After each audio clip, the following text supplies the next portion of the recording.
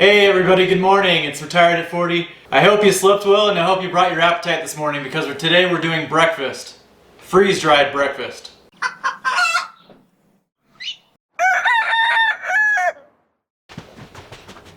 So spring is near and we love to do outside things in the spring, one of which includes camping. Freeze-dried food is awesome for camping because you don't need any refrigeration and it doesn't take up that much room.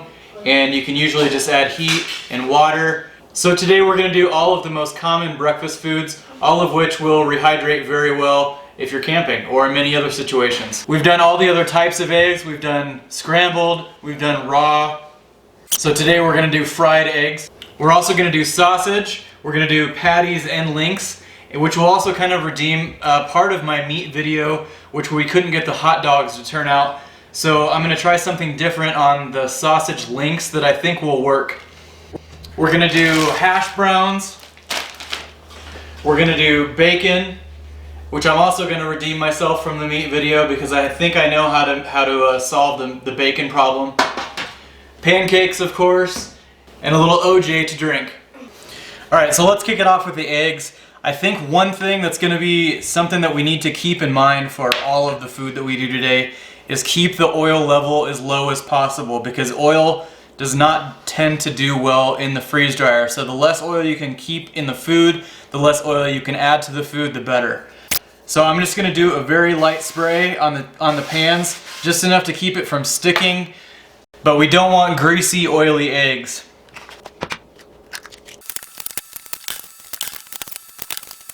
Make sure you save these guys for your garden. Alright, our eggs are getting finished up here.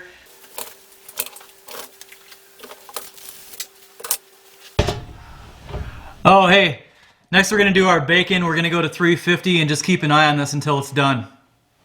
Okay, while our bacon's cooking, I'm going to do our sausage patties and I'm going to do our potato hash browns. Once again, on the hash browns, use as little oil as possible. I know it's kind of hard sometimes with potatoes.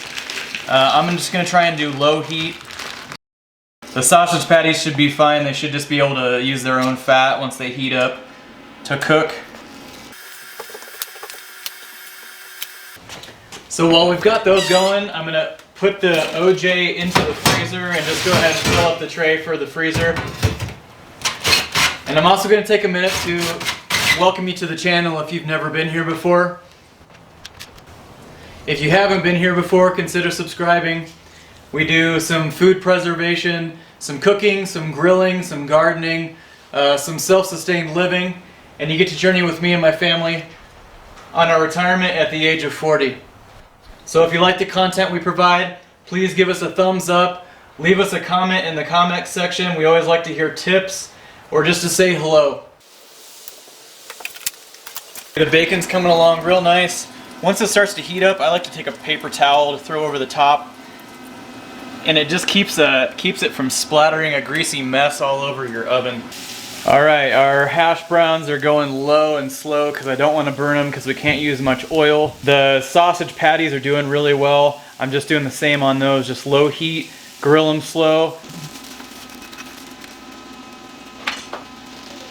So I'm sure you remember from the meat video that I didn't really have that great of luck with the bacon. And this bacon is actually, it's a side pork bacon that I made on the Traeger. So no matter what kind of bacon you're doing, you really want to make sure that it's cooked. But I really think that you need to render all that fat as much as possible off of the bacon.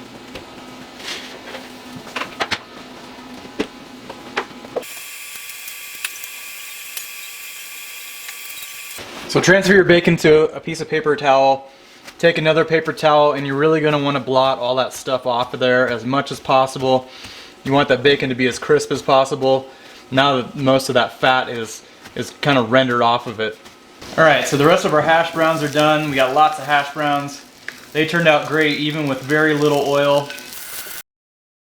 And then with the bacon, I think I'm actually going to take it a step farther because I learned a tip from one of the viewers. And they actually put paper towel down before they put the bacon down. So if there's any leftover grease, the paper towel will soak it up.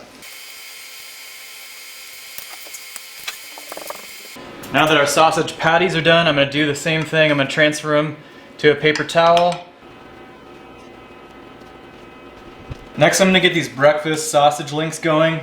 And if you remember from the meat video, the hot dogs, which obviously would be similar to a link, which is a food that's in a casing, so like hot dogs, brats, sausage links.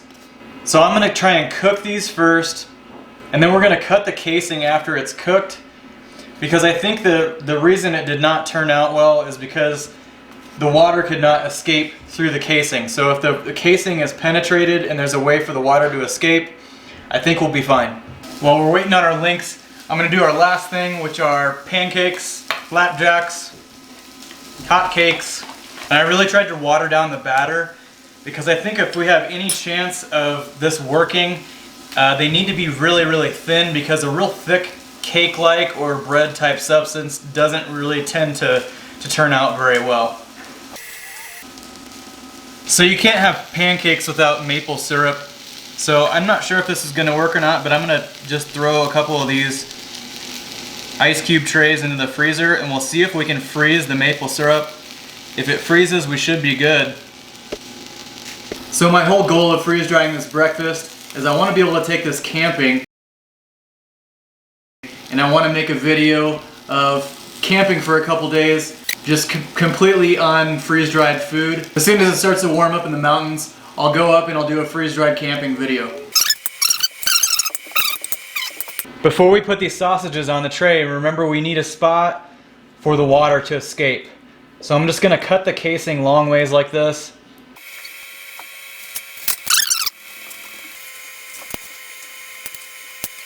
Here's the final flapjack. Okay, we're in the deep freeze. We've got our flapjacks, sausages, sausage patties, potatoes, a little bit of maple syrup for the pancakes. That'll fit right in here once they're frozen. Some bacon, some eggs, and some OJ. You know what else would go good with this? Some coffee. The link's down below for the video. We're gonna let these freeze overnight, and then we're gonna get to freeze drying. Alright, good morning again. I think everything got frozen overnight. Aside from one thing, the maple syrup. Still just a little bit drippy. So I think I'm going to leave it out because I don't think it's going to work. But everything else looks great. So I'm going to go ahead and get my 30-minute pre-freeze started, and then we'll load up the freeze dryer. Alright, so I think we should be able to get away with 7 hours of dry time. Even though the OJ is a liquid, I think it'll still be fine. So I'm going to hit customize. Adjust my cycle time. It should be at 7 anyway. And go ahead and hit start.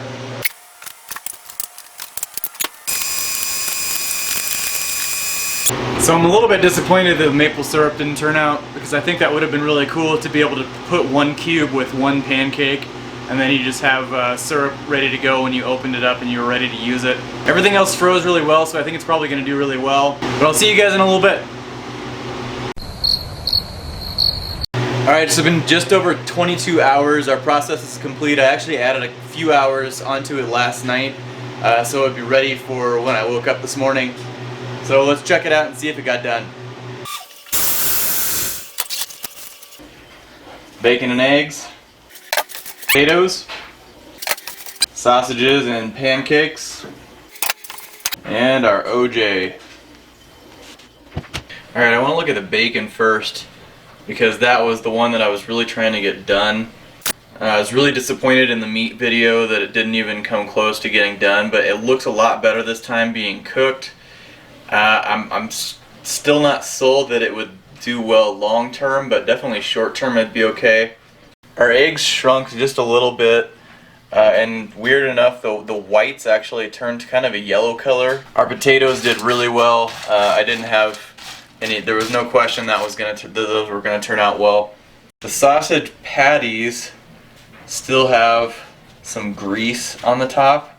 For the breakfast sausage that I thought actually were greasier, it looks like all the grease escaped on those, so those look like they're pretty good. Pancakes are real interesting because they're just a solid. The OJ is actually soft to the touch. So it did not get done. The Let's take it upstairs and give it a closer look. So just in the few minutes that the orange juice has been out of here, it's actually thawed and become a liquid again, which makes me think that it may just not have been done. So if you've had experience with orange juice and doing orange juice, let me know in the comments section. I think that maybe I'll try it in another video and maybe put it with some other liquids. Okay, so the bacon I'm a little unsure about, and the sausage patties I'm a little unsure about, and possibly the breakfast sausage as well. So I'm gonna do something that I like to do when I'm not sure about something, or if I'm using something short term. I always go into a ball jar. And I know people like the Mylar bags, but to me the ball jar is great for a lot of reasons. You can see what you're putting into the ball jar. So if something's starting to go bad, or if it doesn't get a proper seal, or whatever all the negatives are with a Mylar, you completely eliminate that with the ball jar. And another thing that I like about the ball jar is that you can vacuum seal it in the Harvestright, which not a lot of people know that you can do. I do have a video on it. I'll put a link to it in the description. Make sure you check it out, because if you've not vacuum sealed in the Harvestright before, it's a huge thing that not a lot of people know about, and I use it all the time.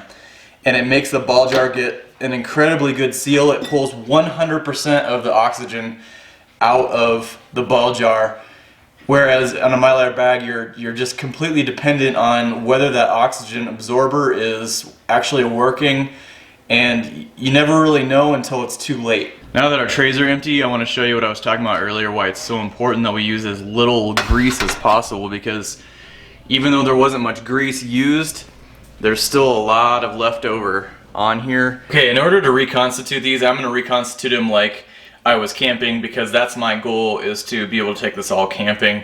The potatoes are an easy one. You just want to dunk them in water. The pancake is going to be a little bit tricky without getting it mushy. So I think the easiest one for that is probably just a couple wet paper towels, and just as slow as possible, and I think eventually it will probably just absorb that moisture. Everything else I think can probably just be dunked in water. Okay, I've got all the meat in a pool of water. The potatoes are in a pool of water. They're actually going really fast. I think they're probably done already. The pancake and the eggs I'm just gonna set on this wet paper towel and then drape it with another wet paper towel. I'm gonna let these chill for a little bit, and then we're gonna try and cook them up. So these have all been sitting for about 20 minutes now. Potatoes, I actually drained them a little bit earlier because I didn't want them to get completely mushed. I think I'm actually going to leave a lot of the water on here while I'm recooking them, because I think the hot mixed with the water that's on them will actually help reconstitute them. Let's take a look at the pancakes and eggs. So these have been sitting for about 20 minutes as well. The egg is starting to take some of the moisture in, and the pancake is very slowly. If you have a good way to reconstitute these, anything that's bread-like, let me know. In the meantime, I'm going to let these hang out for a little bit longer. I'm actually going to add a little bit of water back into this, I think, while I'm cooking it, and I think that'll help all of this reconstitute better. So adding some water to these into the pan definitely helped bring these back to life. Now at this point, like for the potatoes and the bacon, if you want to get it back to that crispy consistency, I think if you added oil it'd be fine. But these guys are surprisingly pretty good. The breakfast sausage, they're a little bit smaller than they would be when we put them in. And then the patties are doing well. That also gives me hope that if the pancakes don't do well in the paper towel and the eggs, then we can just throw them in a pan with a little bit of water and just add water slowly. Alright, the bacon looks good. I'm going to call the bacon a success. The potatoes are really good. They work well. Alright, they're both still pretty crunchy. I added some more water to the pan, so I'm just going to add these into the pan. The water in the pan kind of creates steam, especially if you have a lid on it, and I think it helps reconstitute it pretty quick.